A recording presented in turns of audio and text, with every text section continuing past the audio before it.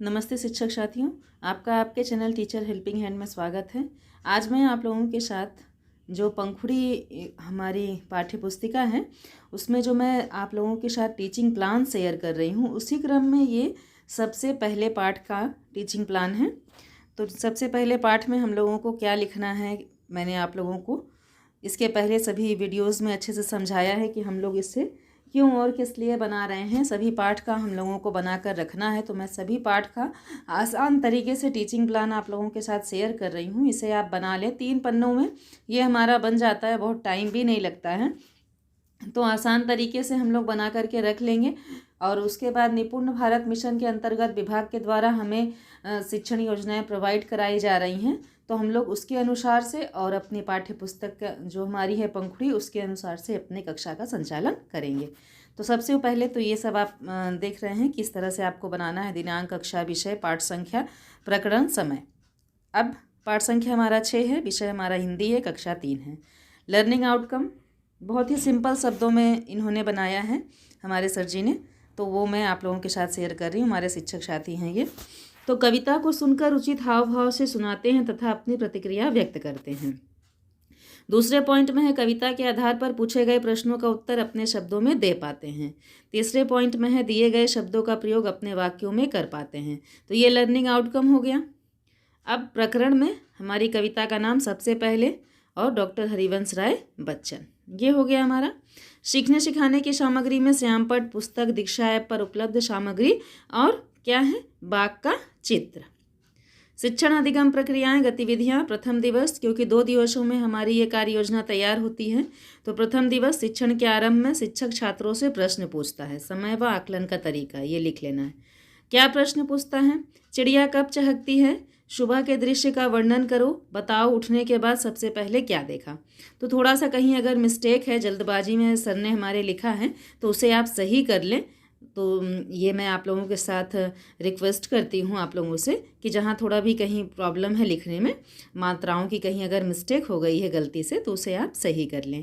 समय 5 मिनट है। आकलन का तरीका, अवलोकन व प्रश्नोत्तर, ये है हमारा। दूसरा है शिक्षण के दौरान, तो शिक्षक छात्रों को कविता का सस्वर वाचन उचित हाव भाव के साथ कराता है तथा साथ में कविता का भावार्थ भी समझाता है। समय है इसके लिए 10 मिनट। अवलोकन व सहभागिता, ये हमारा माध्यम है। तीसरे पॉइंट में गतिविधि, शिक्षक छात्रों को सुबह शाम तथा बरसात के दिनों के अलग अलग रंगों के बादल बनाने को कहता है और छात्र गतिविधि में उत्साहपूर्वक भाग लेते हैं। इसके लिए समय 5 मिनट है। और आकलन का तरीका, अवलोकन व सहभागिता। चौथा पॉइंट है शिक्षण के बाद में, तो बताइए आपके घर में कौन कौन है, कौन कौन क्या करता है। सबसे पहले उठते हैं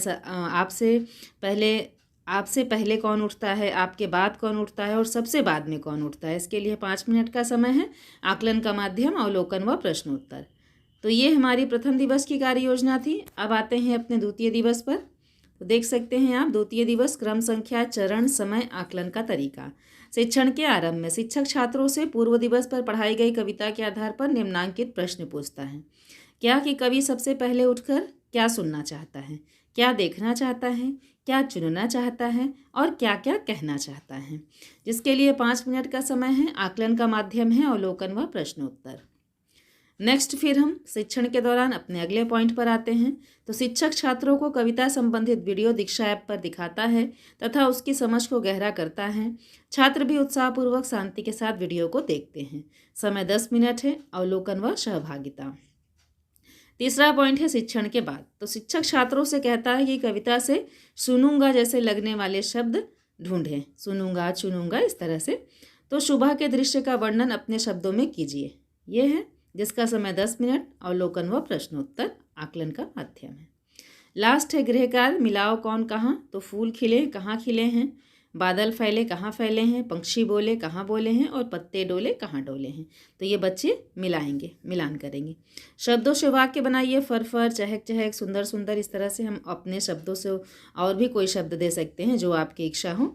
आगामी कार्य योजना में शिक्षण के दौरान आने वाली कठिनाइयों के आधार पर शिक्षक आगामी कार्य योजना का निर्माण करेगा।